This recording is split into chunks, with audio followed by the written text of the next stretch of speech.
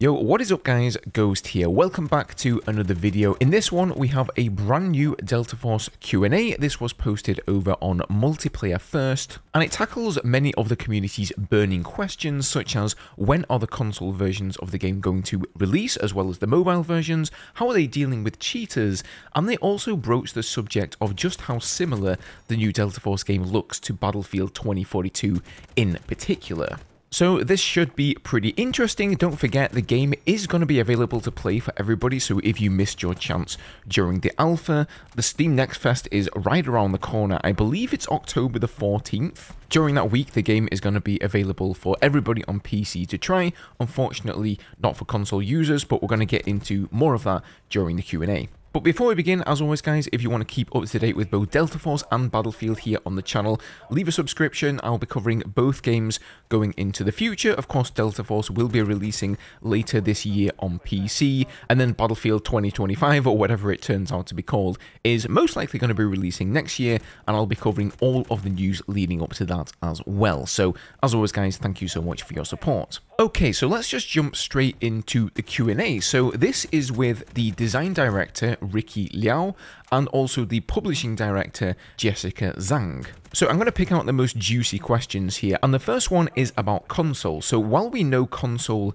and mobile news are coming soon, how come we haven't seen any footage of it yet? And the answer here that they gave is that our team is hard at work on the console and mobile versions, and we will share more information when the time is right. So not much of an answer there. I know that they are planning to release the console versions of the game sometime next year, so whilst the PC version is going to release towards the end of this year, console versions won't be coming until 2025. Now they continue on here saying, will the full game be playable on last gen, aka PS4 and Xbox One consoles and mobiles, and how will crossplay for that work with current gen and PC? And Jessica says, last gen consoles will be supported actually, but as it takes extra time to optimize the game for these systems, we don't expect Delta Force to land on last gen at the same time as versions for current gen consoles. It is our commitment to bring an uncompromised Delta Force experience to all players regardless of platform, so the full multiplayer game will be playable on all systems. The campaign mode, however, will be available only for PC and consoles, so not mobile. As for crossplay support, players can expect something similar to how this works with other popular titles. So basically the way they're doing this is PC first, then they're going to do the new Xbox and the PlayStation 5 of course, and then they're going to look at the older systems, which I do think makes sense. To be honest with you guys, I'm somewhat surprised that they are making this game for the last gen hardware on the console side of things. I mean, the PlayStation 5 released in 2020, so that was before Battlefield 2042 even released 4 years ago now. I'm honestly surprised that they're bothering to make this for last gen consoles, but I suppose they want this to be available to as many people as possible. She also mentions there that for crossplay support, players can expect something similar to how this works with other popular titles.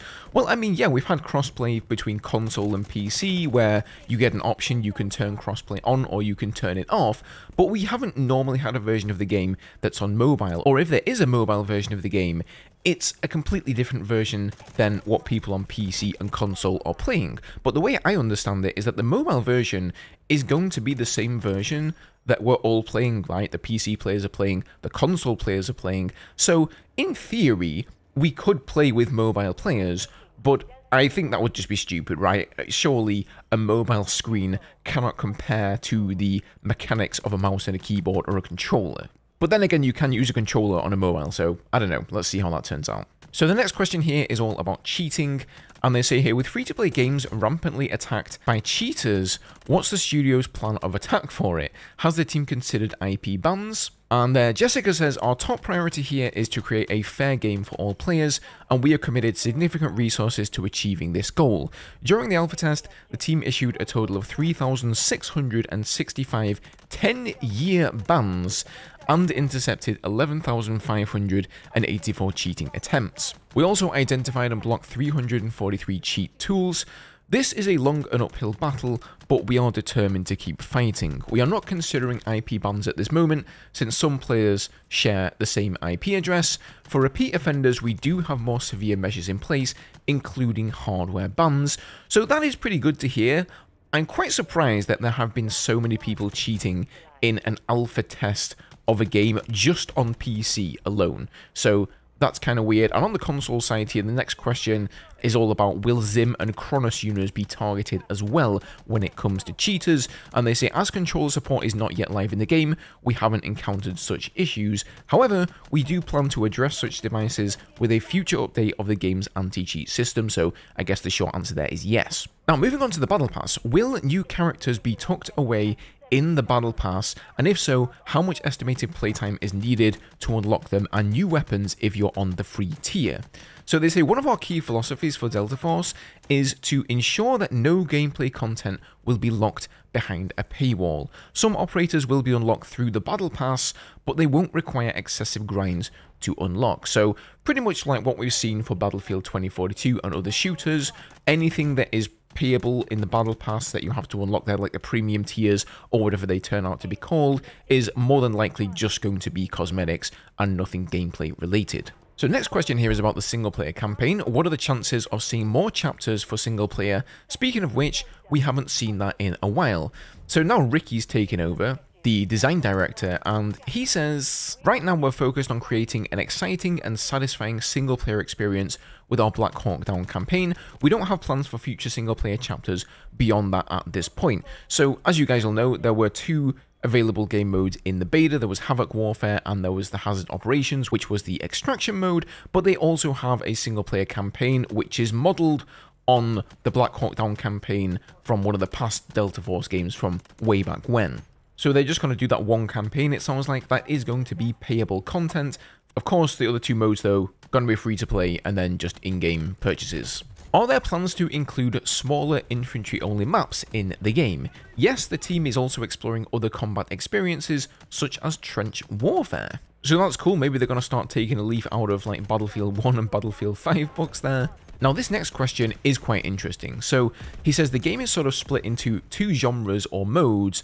On one, you have large-scale battles with more traditional teams battling for control, like in many shooters, and the other one is an extraction mode. Two completely different things, and one would say catering to two different markets, and I would certainly agree with that. So what was the reasoning behind deciding to do them both at once, rather than, say, spin one off as its own separate game or experience? Is the team worried that one part may become more popular than the other, possibly moving the focus away from one aspect?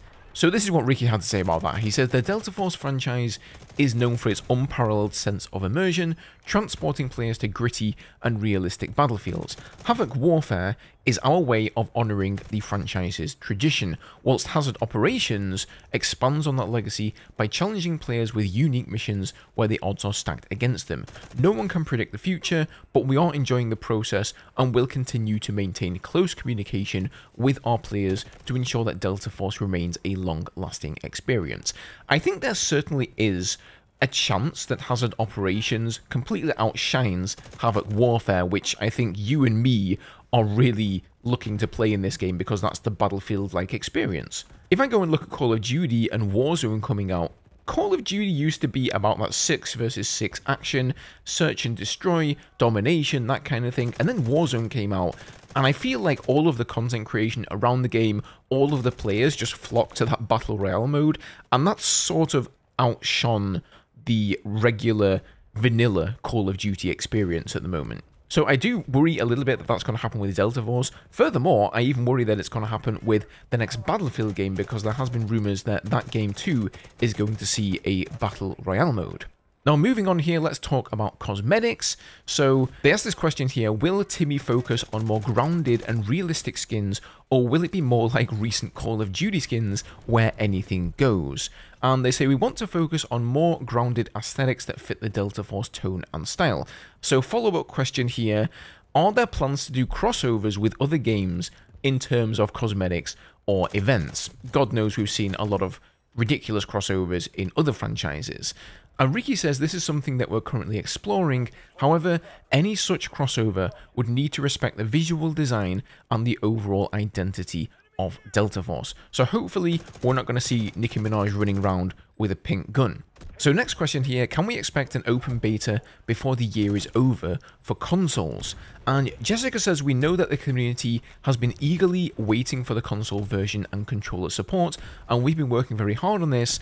We promise that more information will be shared when the time is right. So Unfortunately, no, they're not going to give that away yet. I think it would be fair to give the console players a beta or some sort of an alpha test, whatever they want to call it, before that version of the game actually releases. So, you know, if they're planning to release the first console versions for PlayStation 5 and the new Xboxes towards the start of next year in like January or February, then I guess it would make sense if they had some sort of a beta test before this year is over. So, you know, maybe that's going to happen, but I guess don't hold your breath.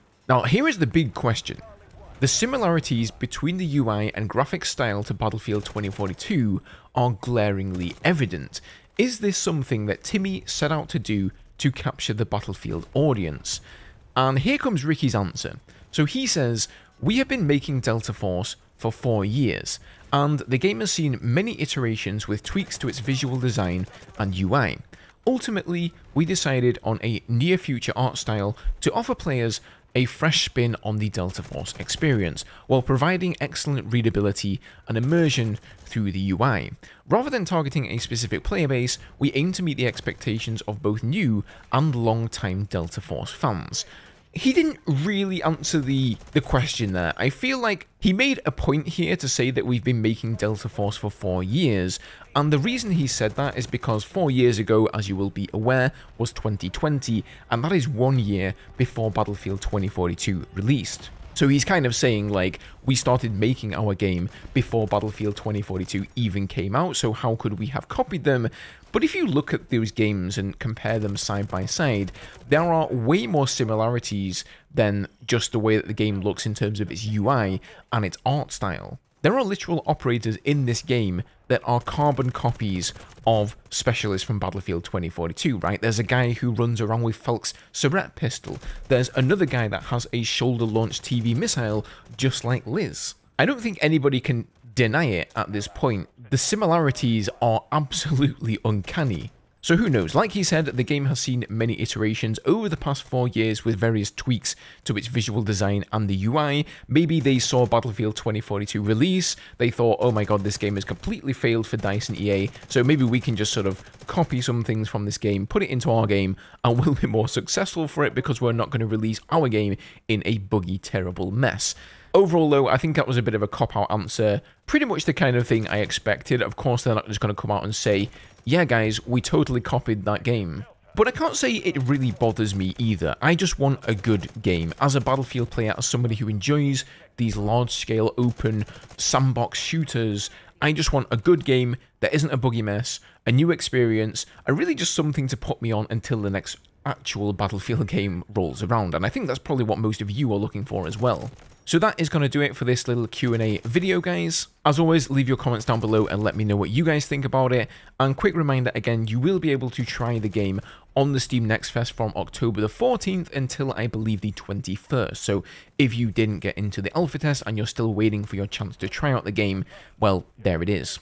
But otherwise, subscribe for more Delta Force coverage here on the channel as well as Battlefield. Hope you guys enjoyed. Leave a like if you did, and I'll see you guys in the next one.